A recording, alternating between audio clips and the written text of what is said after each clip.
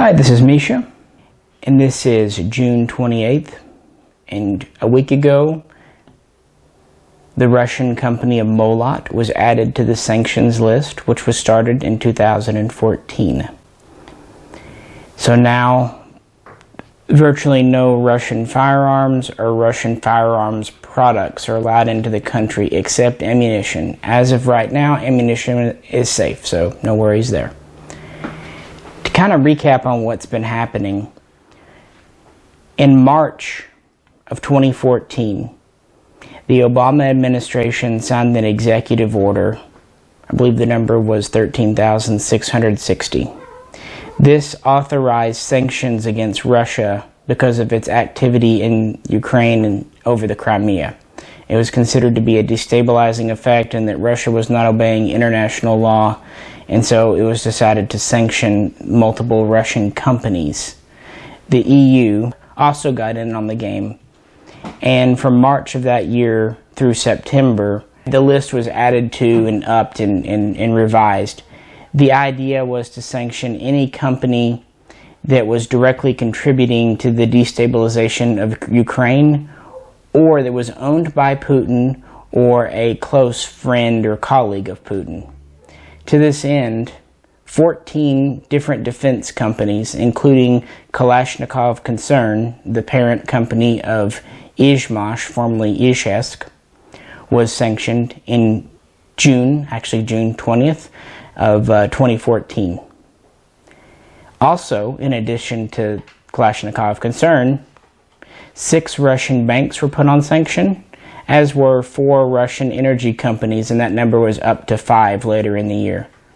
So it wasn't a firearms ban, it was a sanctioned list.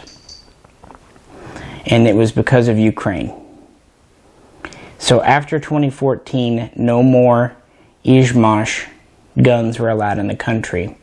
The guns themselves were never banned. What happened, American companies were not allowed to do business in any way, shape, or form with those Russian companies.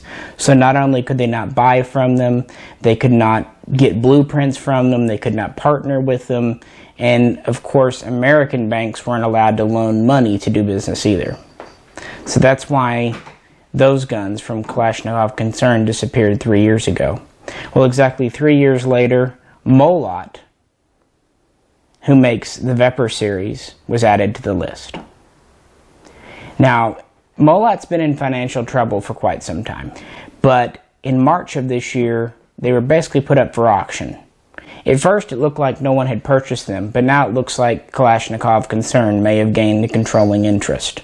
So now that Molot is directly tied with Kalashnikov Concern, it falls under that umbrella of being sanctioned. The Treasury Department announced this along with 37 other companies.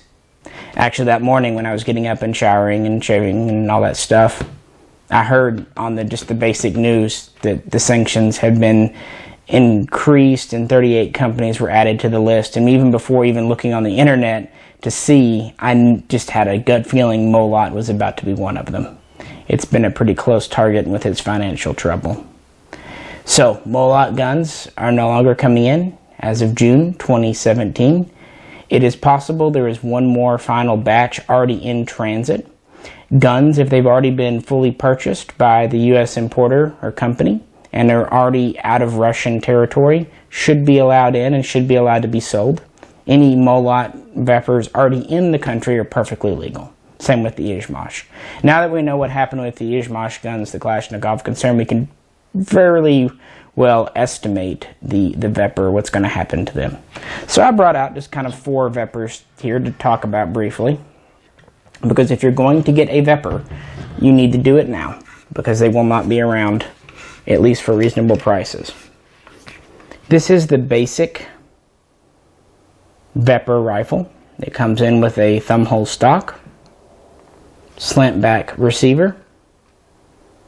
If this one fires 7.62-39, you can also get these in 5.45x39, 223, and so on.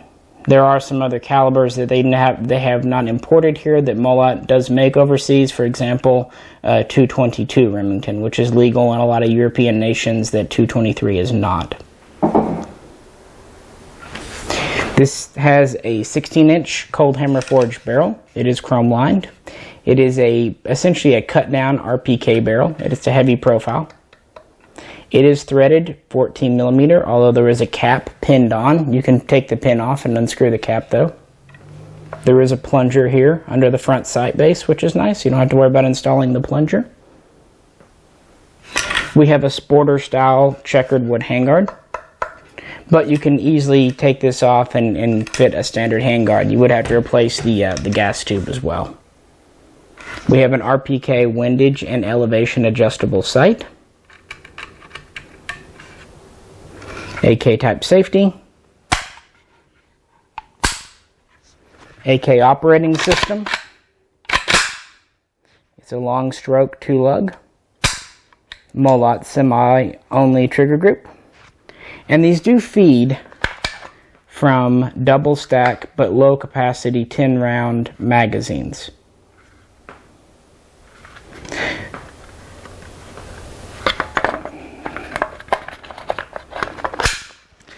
Kind of going into more the big boy line, Molot has a slightly different version here.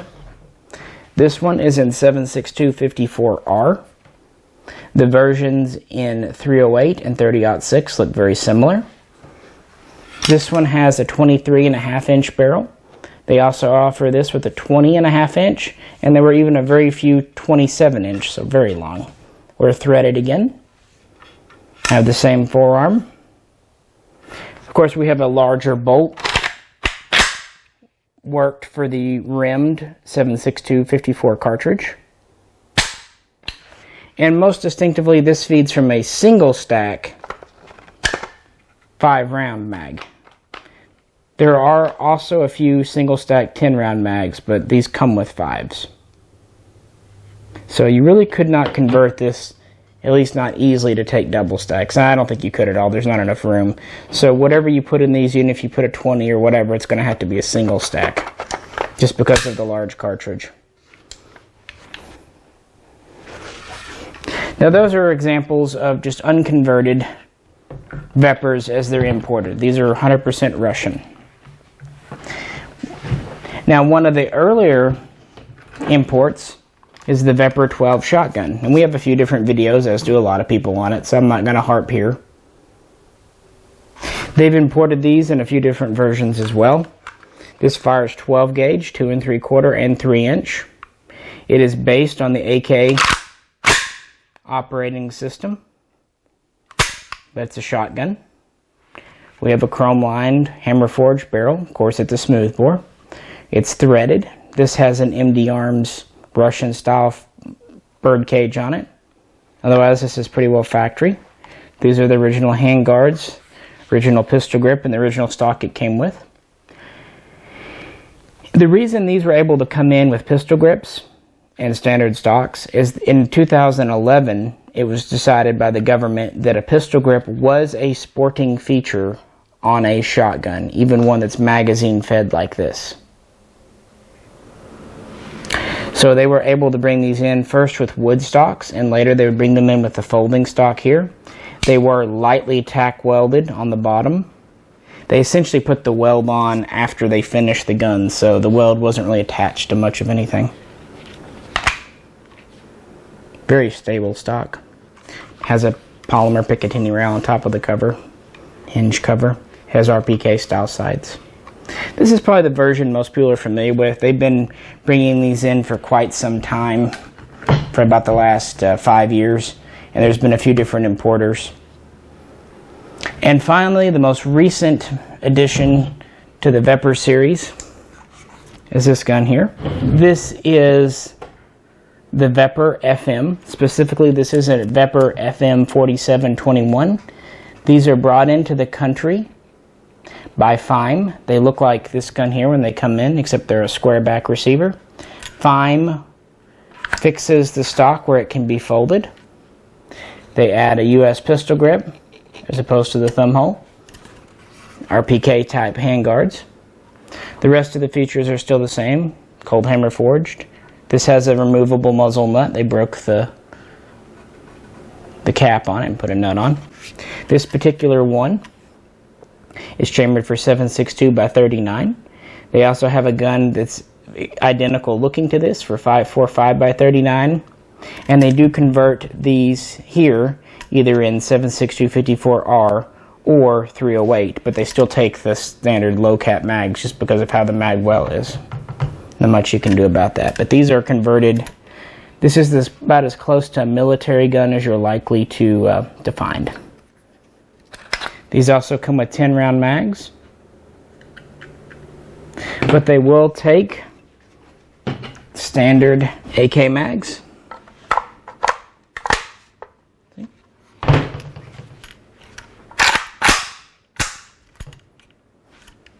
And they will also take drums. Now, the gun as imported is very similar. Like I said, it is a double stack magwell. You can insert the mag. However, it lacks a bullet guide. And some of them, the mag catch is a little tall. Some of them, a mag will fit, depending on the mag, will lock in. Some like this, it won't. So a lot of times to convert these to take standard military mags, you need to install a bullet guide, which is very, very easy to do. It just goes up here in the receiver. And you might need to file down the top of the mag catch a little bit, because the mags are just a little bit thinner here on the catch because of being polymer versus being, flip this around, metal. Like I said, these are true blue Russian built AKs. They are based on the Russian RPK, but there are some differences. We will do a video comparing the two of those, I'm sure. But for now, I just wanted to talk about the Sanction that just came down the pipeline a week ago. If you're going to get a VEPR, you really should do it now before prices go truly out of sight. The FMs, especially the fixed stocks, but even the folders, are really starting to get hard to find. The guns as imported thumbhole stalkers like this are still relatively easy to find, although some of the variations, especially the longer barrels, are kind of getting hard. The shotguns are still available, although the folding stock versions are starting to sell out as well. So, just like with the Izhmash, the Kalashnikov concern guns years ago, these are going to become collectible, i.e. expensive. So if you want one, aside from just being rare, they are damn fine firearms. They really are. They're well built. Molot is known for having excellent quality for an AK. Very reliable. I've owned this shotgun for probably 5 years and it works well. I have a gun like this, but in 5.45. So yeah, they really are good guns in addition to just being kind of collectible. One final note before we close out. One point of confusion I've seen online is about Kalashnikov USA, and that is down to their marketing. That company has nothing to do with Kalashnikov Concern or Izhmash. I'll repeat that. Kalashnikov USA is not a branch in the US of a Russian company. It is an American company using a name, and since there are sanctions against Russia, they can't sue them or do anything. Likewise, Kalashnikov USA cannot call up Kalashnikov Concern and get any tooling or blueprints or even a birthday card. They are not allowed to have contact. I'm not speaking to the quality of their guns, mostly because they're not really out yet. They do have a few shotguns out, but as far as rifles, they're just not really around yet. So I'm not saying the Kalashnikov guns are good or bad. I'm just saying, please remember, they are not affiliated with the actual Izhmash, Legion, Kalashnikov Concern. None of that. If you see later on companies popping up claiming to be the US version of Molot, it'll be the same thing. Because of the sanctions, American companies are not allowed to partner with or associate with these Russian companies. So if they do it, they're doing it all on their own. Just something to keep in mind. You know, if you want true blue Russian guns, either seek out one of the original Segas that came in, even though they're expensive, or look for a Molot. If you don't care, if you just want an AK, there's a lot of great options out there, and we have several videos looking at them. But yeah, just thought we would kind of talk about this, try to get a few things straight, talk about what was going on. I think we'll do a separate video talking more about the history of Molot and kind of comparing these guns in more detail. So if you're interested in the details like that, you can check out that video. If you have any questions or comments, please post them below. If you like the video, we'd really appreciate it if you click like. And if you haven't already subscribed, really appreciate it if you could do that too when you get time. As always, this is Misha. Thank you for tuning in, and we'll catch you next time.